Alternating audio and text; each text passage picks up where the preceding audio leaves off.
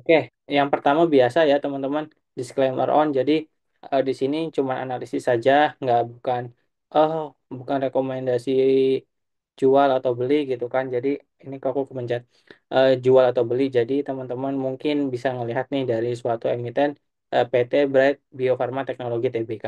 Saya pertama apa kalau misalnya teman-teman nanya apakah saya beli atau enggak, jawabannya saya beli gitu kan. Tapi kenapa saya beli? Nah, berikut ada alasannya gitu kan. Nah, pertama kita lihat nih dari segi perusahaannya. Nah, perusahaannya itu kan kode tikernya itu obat ya teman-teman. Kode tikernya itu obat. Lalu ya namanya juga obat. Jadi ini ada kaitannya dengan industri healthcare, farmasi dan healthcare gitu kan. Nah, ini bisnis usahanya itu Maklon, kosmetik sama dan yang lainnya lah. Tapi intinya ada tiga ini.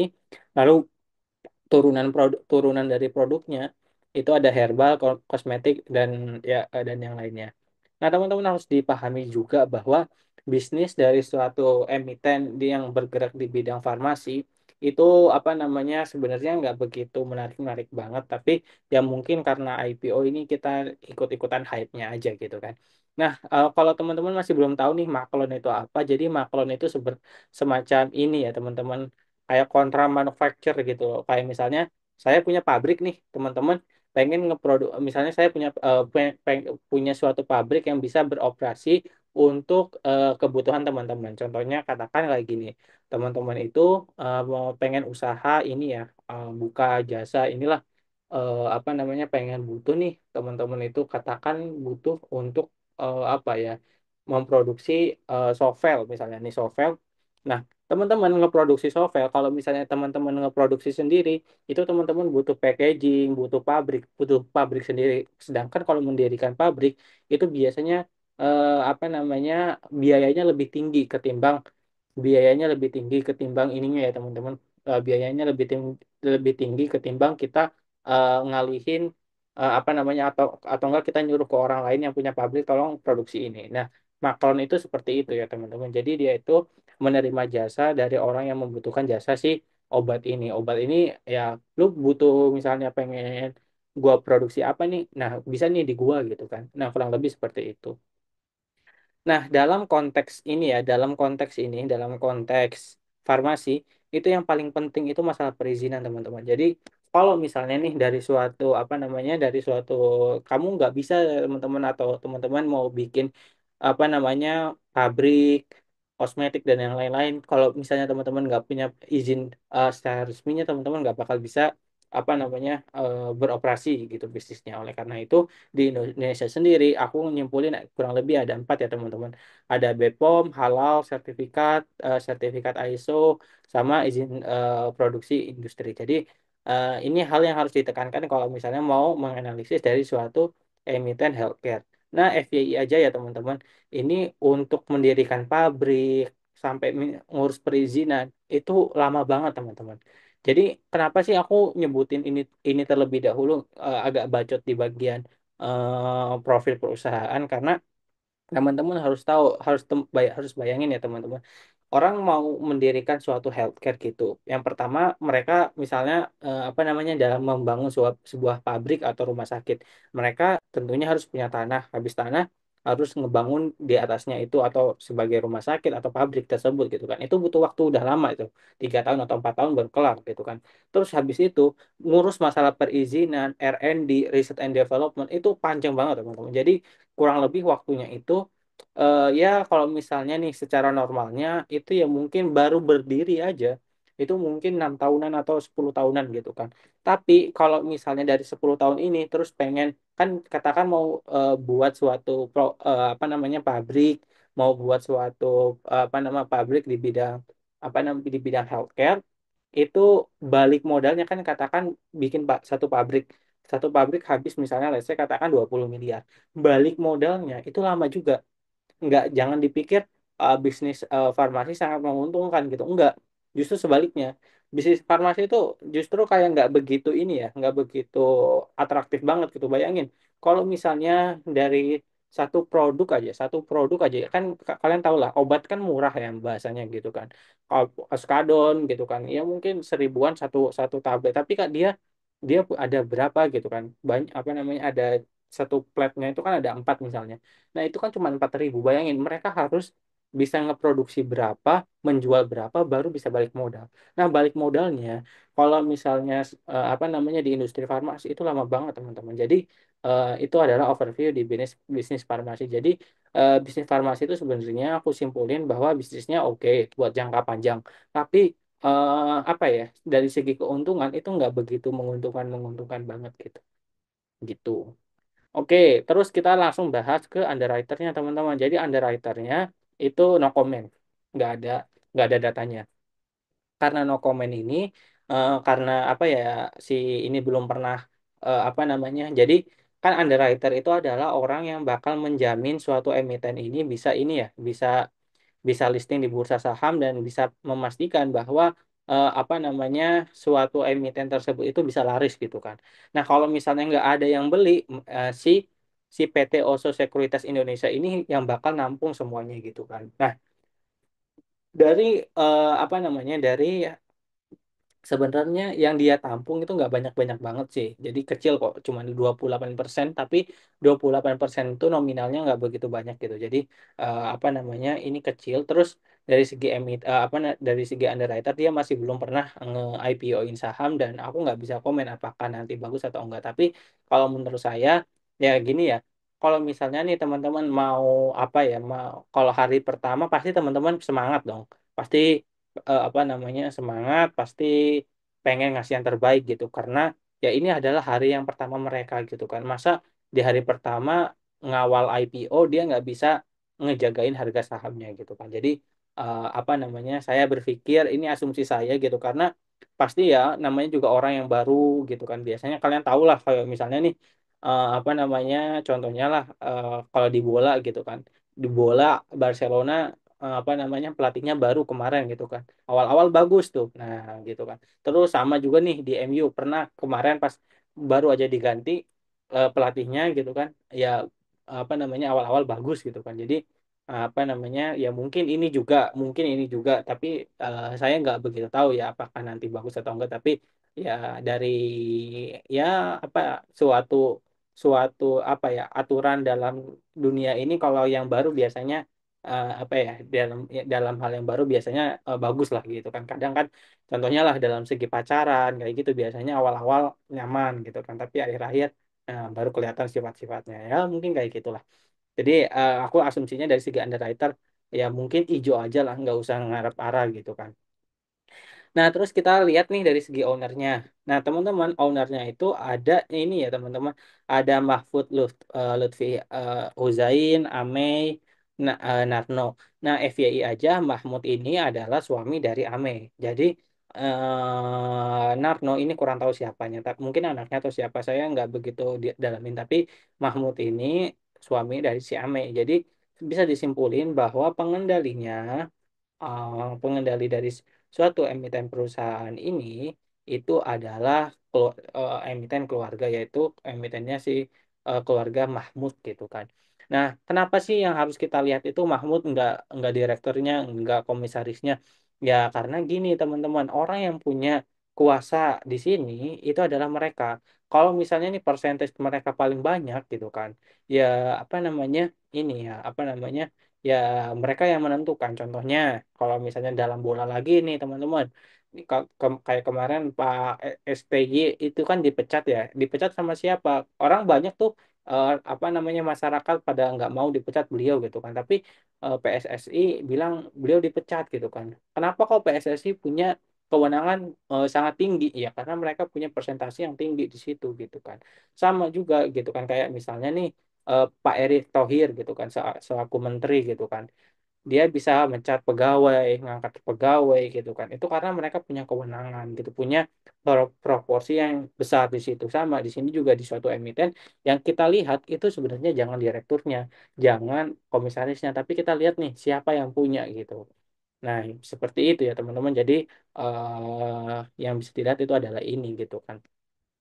Nah, dari yang aku baca dari segi owner dari prospektusnya itu ada hal yang menarik teman-teman di sini ya teman-teman. Jadi bla bla bla bla bla banyak pokoknya ini apa namanya ya istilah-istilahnya dan ini mereka itu bilang bahwa si owner itu nggak bakal jualan selama kurang lebih 8 bulan gitu loh. Jadi aman lah kalau misalnya mau mau ikutan IPO ini jadi ada masa lock up-nya gitu loh.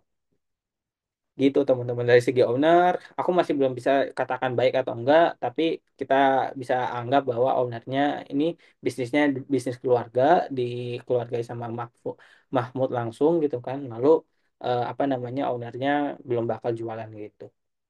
Kita bakal lihat nanti ya teman-teman. Terus ini ada dari segi historicalnya ini Mahmud sama Ame itu kalau Ame ini kan istri ya teman istrinya si Mahfud Mahmud ya. Jadi kayaknya ini sorry ya aku bukan mau bermaksud kayak mendiskriminasi apa namanya perempuan atau enggak tapi ini kan enggak ada nih dari segi ya historinya kayak apa itu enggak saya enggak menemukan jadi kayaknya yang paling berpengaruh di sini itu adalah suaminya yaitu Mahmud Lutfi Uzain yang mana di sini bisa dilihat bahwa dari segi pendidikan itu dia di teknik kimia.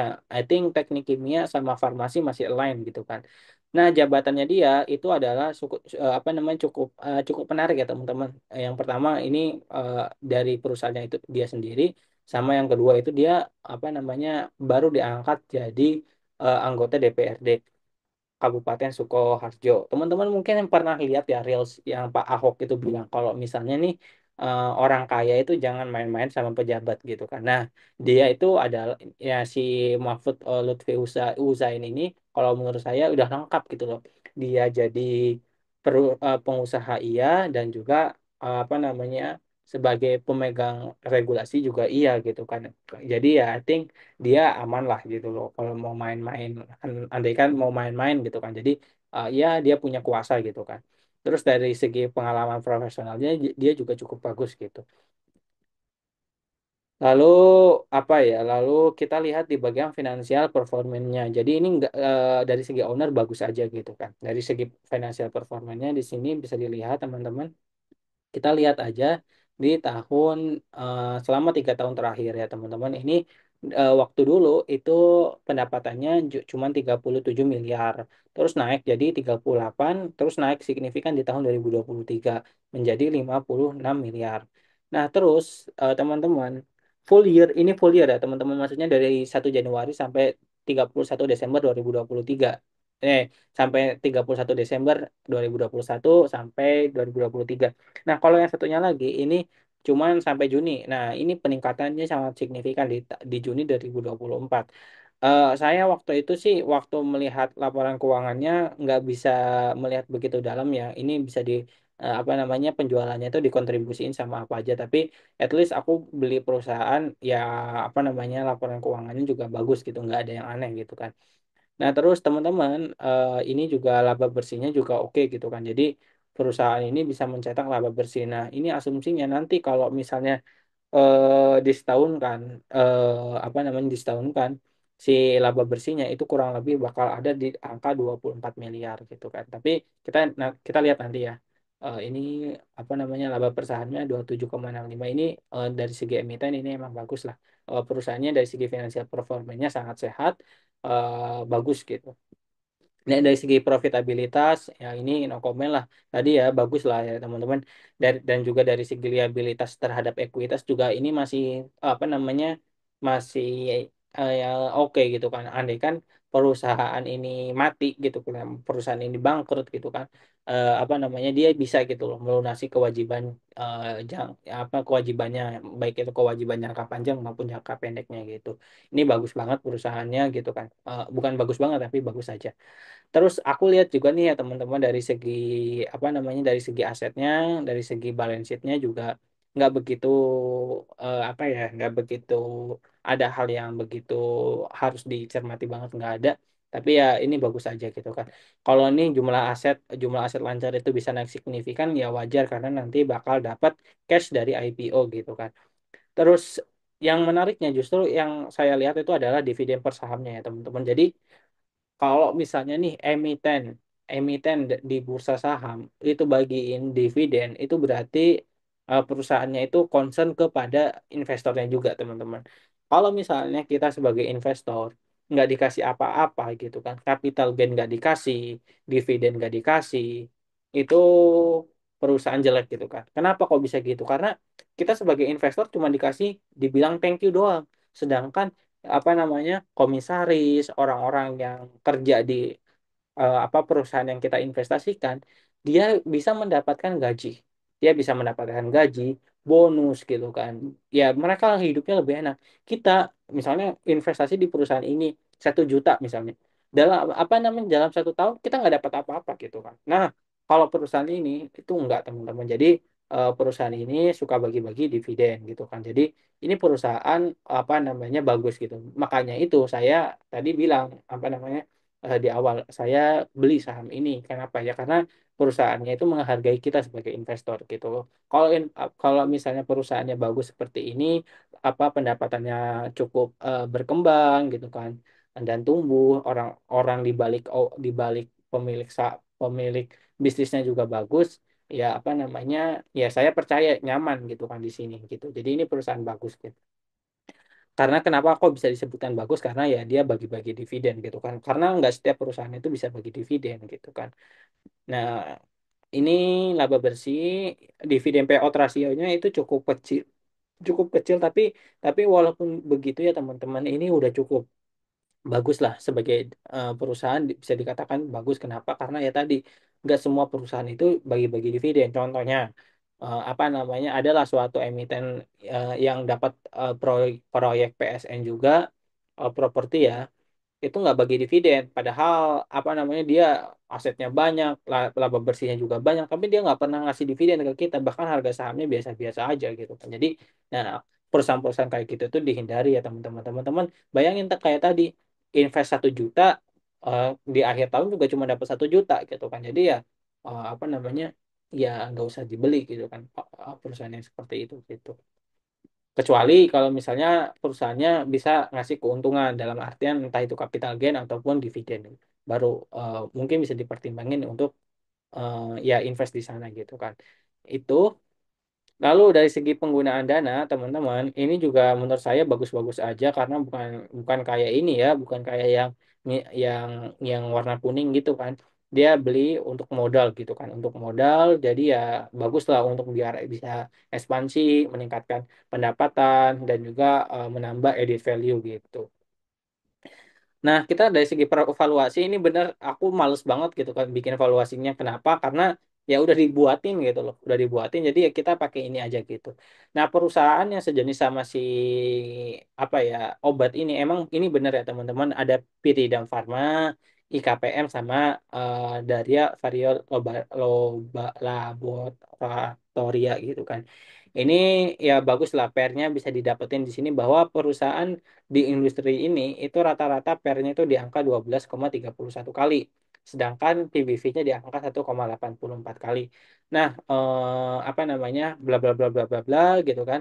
Si perusahaan ini apa namanya? Diperdagangkan di angka 12,65 sedangkan tadi apa namanya? Per industrinya itu 12,31 gitu. Jadi perusahaannya itu diperdagangkan di harga yang normal, nggak ada under value ataupun over value. Jadi di sini bisa dikatakan bahwa perusahaannya ya kamu beli perusahaan ini ya perusahaannya ya segini emang harga wajarnya segini gitu. Nah, kenapa tadi aku jelasin panjang lebar mengenai mengenai ini ya, mengenai bisnis dari suatu emiten yang bergerak di bidang healthcare dan farmasi itu karena gini teman-teman, per 12 kali itu wajar ya teman-teman karena di emiten yang tadi, di emiten yang farmasi dan healthcare itu membutuhkan waktu yang cukup lama untuk balik modalnya. Jadi ini wajar. Seperti ini emang emang seharusnya seperti ini. Bayangin ya teman-teman teman-teman, saya katakan mau mendirikan suatu perusahaan yang di bidang sejenis dengan bidang ini, teman-teman bakal mendapati hal yang sama gitu loh. Teman-teman bakal lama balik modalnya. Jadi kan pair itu intinya gini, kita membayar suatu kita membayar berinvestasi, maka misalnya ini 12,65. Jadi atau ini dibulatkanlah ke atas jadi 13 kali. Nah, artinya itu apa? Artinya itu adalah kalian bakal balik modal ketika berinvestasi di suatu emiten ini itu dalam waktu 13 tahun. Nah, PER itu interpretasinya kurang lebih seperti itu ya teman-teman. Jadi ini lama ya wajar karena perusahaan bergerak di bidang ya yang emang cukup sulit gitu kan di emitennya itu. Gitu. Jadi ini dari segi evaluasi aku bisa katakan nggak begitu atraktif banget gitu. Jadi kesimpulannya itu adalah gini ya teman-teman. Perusahaan oke aja, apalagi kalau misalnya ini agak ngedoain jelek ya teman-teman. Kalau misalnya perusahaan itu kayak ada COVID atau apa, pasti kan membutuhkan apa namanya membutuhkan produksi di bidang healthcare yang lebih banyak gitu kan. Nah ini ya mungkin nanti perusahaan ini bakal kecipratan dari apa ya gejala tersebut dari apa ya kejadian tersebut gitu kan. Dari segi underwriter sama rumornya ya no comment gitu kan. Dari segi owner ini bagus ya teman-teman. Kenapa aku tadi bilang bagus aja tapi sekarang oke bagus gitu ya. Itu karena tadi ownernya apa namanya ownernya tadi apa dia punya track record yang bagus, eh, pendidikannya juga bagus dan si emiten ini suka bagi dividen gitu. Jadi bagus lah gitu kan. Financial performance-nya juga bagus, bisa menghasilkan laba. Kalau penggunaan dana juga oke lah bagus gitu. Dari segi valuasi ini nggak begitu bagus lah sebenarnya, so-so gitu. Tapi ini ada titik-titik ya, plus titik-titik. Nah, ini bakal menjadi pembahasan yang salah satu penggerak saya juga untuk membeli saham si apa namanya si obat ini. Jadi gini teman-teman, kita lihat ke sini. Nah, kan katanya emiten obat ini itu bakal bagiin juga waran, teman-teman. Jadi, waran itu apa nanti buat teman-teman yang baru karena ini ya, teman-teman, di grup IPO stock itu banyak teman-teman saya yang emang masih belum begitu paham mengenai saham gitu kan. Jadi, banyak istilah-istilah yang mungkin baru bagi mereka gitu kan. Jadi, ya bagi teman-teman yang udah pro dan jago, ya mungkin ya apa namanya coba bisa dengerin aja gitu kan. Nah, kalau waran itu intinya bonus lah, bonus saham gitu kan. Kalau misalnya kita IPO, terus ada waran gitu, berarti kalian dikasih bonus saham gitu kan. Nah, simpelnya seperti itu. Nah, kalau untuk detailnya mungkin teman-teman yang di sini bisa cari apa namanya informasi detail mengenai waran itu sendiri. Jadi waran saham itu misalnya gini. Jadi waran si obat ini itu apa namanya si obat ini ngasih opsi sangat bagus gitu loh. Kalian punya dua saham itu bakal dikasih bonus satu gitu loh. Jadi kalau misal jadi tiga, intinya kayak gini. Beli dua gratis satu gitu loh. Nah, lo beli itu seperti ini gitu kan. Nah, asumsinya itu pasti untung kalau ini teman-teman harga saham jangan turun di bawah 350. Nah, itu syaratnya itu. Terus ini saya beli pakai akun kecil. Yang kan kemarin aku beli si Ratu itu 5 lot. Ada sisanya nih. Ada sisa dapatnya cuma 3 lot, ada sisa ada pengembalian dana yang 2 lot itu yang sekitar 240.000. Terus saya beli 6 lot gitu kan, 6 lot. Terus nanti oh iya teman-teman kalau beli genapin ya, jangan jangan ganjil ya. Kenapa? Nanti kalau misalnya ganjil bonus suaranya itu koma. Nanti kalau misalnya koma, misalnya 0,50, 0,40 kayak gitu.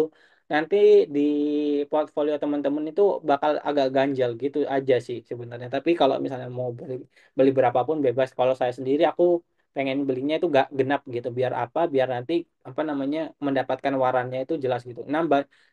Aku beli 6 lot dikasih bonus 3 lot gitu kan. Bahasanya itu. Jadi itu gitu. Terus asumsinya nanti saya dapetin 100% gitu kan. Kenapa kok asumsinya dapat gede gede banget ya? Karena ya emiten kayak gini biasanya nggak begitu banyak yang mau beli gitu kan.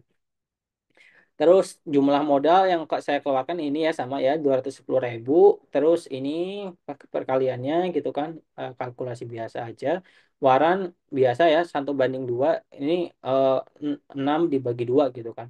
Terus asumsi harga waran terbit itu di angka 20. Jadi biasanya harga waran itu nggak sama dengan harga saham ya teman-teman. Tapi harganya biasanya ya kalau misalnya nanti saya apa namanya listing gitu kan perusahaannya itu pasti biasanya loncat harganya ke angka 20 atau berapa. Tapi modal teman-teman itu nol sebenarnya gitu kan. 20 gitu kan ke harga 20 nanti mungkin saya jual di angka di harga 20 gitu kan. Terus nanti jadi total untungnya seberapa? Ya ini sebenarnya kayak lucu-lucuan aja sih gitu kan. Tapi ya sebagai edukasi aja gitu kan. Ini ya teman jadi total untungnya itu 6.000 gitu kan. Aduh 6.000 kan cuma bayar parkir di mall habis gitu kan. Tapi ya nggak apa-apa. Ini buat belajar ya teman-teman. Ini 6.000 dari mana? Ini dari 3 dikali 20 dikali 100 gitu kan. Nah, ini adalah total untung. Jadi kalau misalnya dapat waran itu adalah itu udah untung gitu loh. Kenapa? Ya itu bonus gitu kan. Nah, kalau misalnya ditambah lagi nih kalau harga sahamnya naik 5%, 10%, 20%, itu total untungnya bakal lebih gede. Dan ini apa ya? Kurang lebih nanti kalau misalnya aku ikutan transaksi di sini, itu untungnya di angka 7%. Kalau misalnya naik 10% di angka 12%, kalau naik 20% nanti untungnya 22% gitu. Kenapa saya beli emiten yang kayak ginian padahal untungnya dikit banget ya karena ini cuma buat belajar dan ini ya ada duit nganggur gitu kan ada duit nganggur apa namanya karena yang CBDK masih belum balik duitnya gitu kan ya saya ikutin dulu aja nih apa namanya IPO-nya si apa ya si obat ini gitu kan jadi ya uangnya nanti bisa tetap bekerja gitu kan ya walaupun cuman dapatnya dikit tapi ya udahlah dinikmati aja gitu. So, teman-teman, analisisnya seperti itu. Disimpulkan bahwa perusahaannya bagus gitu kan. Terus dari segi apa namanya? Dari segi kalkulasi nanti ya dari segi kalkulasi saya sendiri, asumsi saya sendiri, ini dapat waran itu menarik gitu kan. Tapi teman-teman ini dananya kecil gitu kan. Kan ingat ya teman-teman yang saya tunjukkan itu yang cuma dana 1,4 juta gitu kan. Nah, ini salah satu saya usaha saya dalam menaikkan kapital saya di uang yang kecil itu salah satunya ngikutin perusahaan-perusahaan yang IPO dengan potensi yang bagus. Saya juga nggak asal beli perusahaan gitu kan. Kayak contohnya yang kuning saya nggak beli, KSIX walaupun arah saya juga nggak beli gitu kan. Terus apa lagi ya yang udah listing? Ya HGII no comment dulu ya gitu. Jadi ya seperti itulah analisisnya.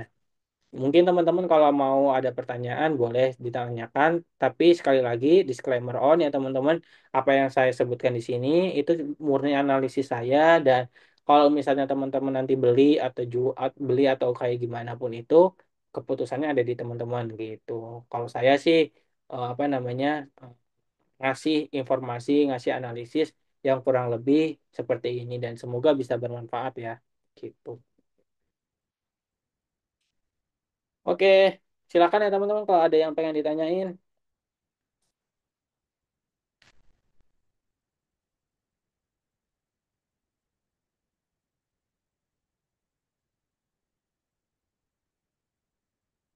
Sa- Saya buka-bukaan tuh apa namanya ke teman-teman. Mas, ini obat lebih ke kosmetik, bukannya obat-obatan. Apakah tetap oke-oke aja? Ya biar ya aku kurang tahu ya, nggak dalamin ya tentang kok entah itu dia kosmetik atau apa. Tapi kan gini ya, strategi saya ikut saham di obat ini sebenarnya kayak cuman ini ya, cuman seru-seruan aja. Bukan seru-seruan sih, maksudnya kayak ya udah perusahaannya bagus, dia menguntungkan, dia kasih dividen dan juga yang menarik ada waran gitu kan. Jadi apa namanya kalau misalnya nanti dia IPO gitu kan, dia IPO ya dia terus nanti di hari pertama dia nggak arah gitu kan, saya bakal langsung jual. Karena buat apa saya ngehold saham seperti ini gitu. Prediksi high price obat berapa Mas? Saya nggak begitu tahu ya. Saya nggak dari segi valuasi kan nggak bisa ditentukan juga dari segi owner juga kepentingannya belum pernah tahu nih owner tujuannya kemana gitu kan. Jadi aku nggak punya target price-nya. Jadi murni cuman ikutan ya udah gitu beli perusahaan yang emang harganya segitu gitu kan. Terus nanti apa namanya di hari pertama pas dia listing kalau dia hijau ya mungkin aku langsung jual gitu kan seperti itu aja sih jadi strateginya kurang lebih ya untung untung dikit langsung jual aja gitu kan kenapa ya saya juga kalau misalnya lama-lamain megang saya nggak tenang gitu kenapa kok saya apa namanya nggak mau hold saham ini gitu ya karena dari segi apa ya valuasi kurang enak gitu untuk di hold gitu kan kalau misalnya nih kita beli sesuatu emiten gitu kan apa namanya ya kita lihat nih valuasinya berapa gitu kan bisa aja nih valuasinya mahal tapi tiba-tiba langsung dibanting gitu kan itu bisa aja di bursa itu nggak ada yang nggak bisa gitu kan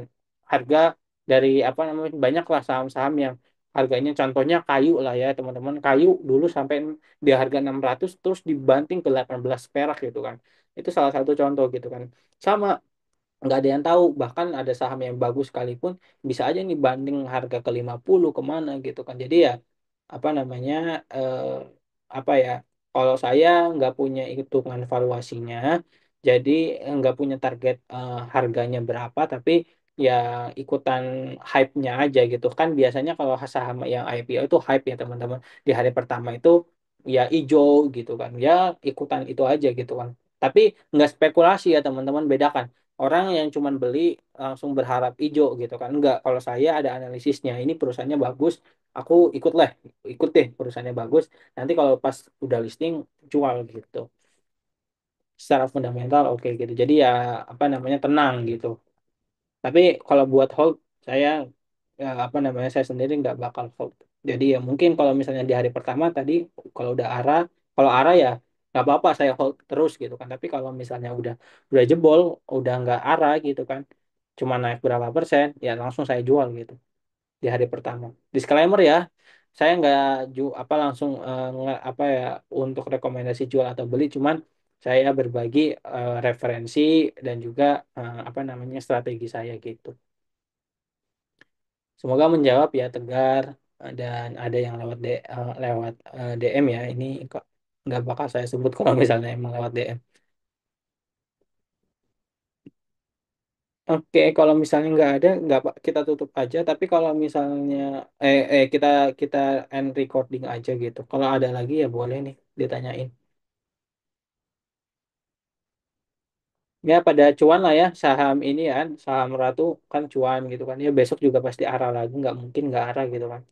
Saya juga ya ya nggak bakal bahas Ratu deh di sini, nanti nanti aja.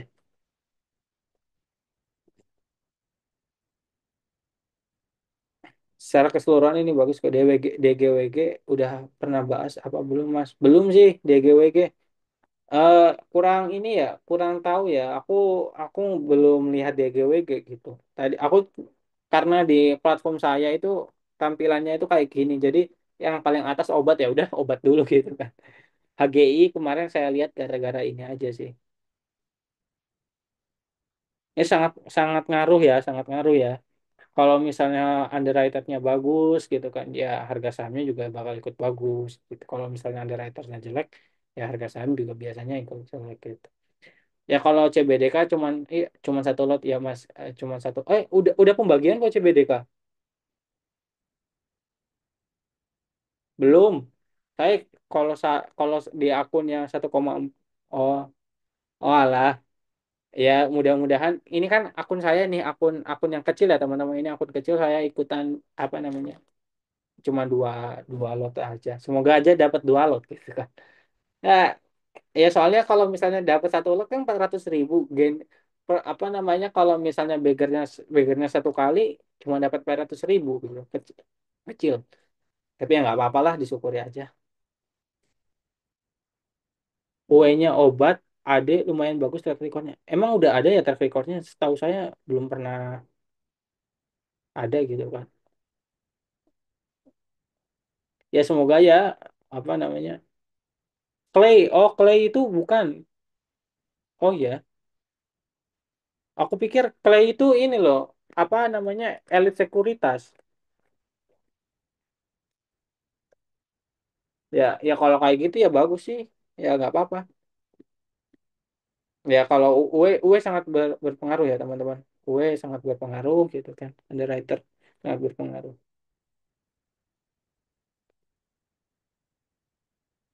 Wow, antrian udah 133.000 lebih ya. Itu antrian gara-gara nggak ketok apa namanya, refund dana si itu sih, si Ratu.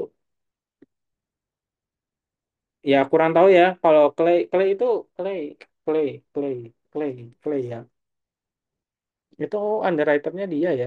Kurang tahu aku. Coba ya aku cek. Aku nggak lihat sih Clay IPO, Clay IPO underwriter gitu ya.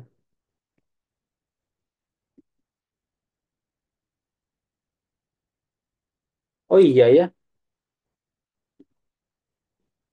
Coba kita stok stok bid.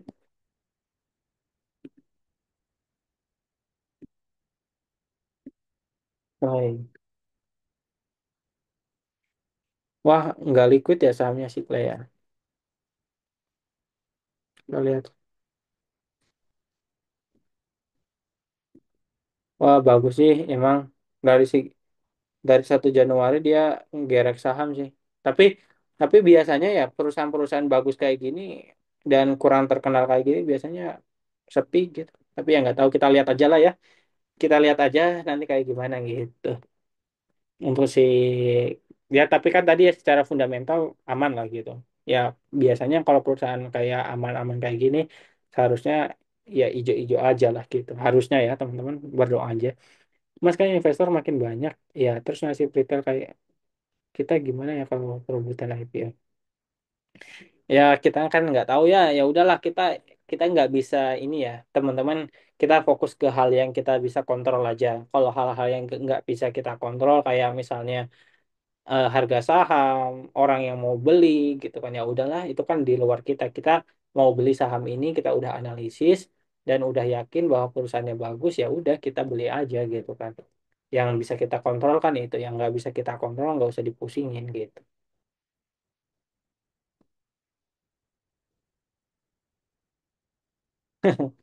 Udahlah, kurang kerjaan. Ya saya biasa jarang lah ngelakuin. Kayaknya IPO bulan ini rame banget ya, YOI yang underestimate aja ada ya. Ya nggak apa-apa, bukan rezeki lah kalau misalnya Yoi dia Arab gitu kan. Ini ada yang DM ya, ya bukan belum rezeki aja, tapi ya at least kita, ya aku sih nggak ini ya. Kalau aku sih nggak ini ya, nggak FOMO, nggak. Oh iya si KSIX ARA, apa namanya si Yoi ARA gitu kan. Saya nggak begitu FOMO dengan hal-hal yang kayak gitu. Kenapa ya? Karena ya aku udah melihat apa namanya sekilas tentang emiten ini kurang menarik gitu kan, ya udahlah ditinggalin aja.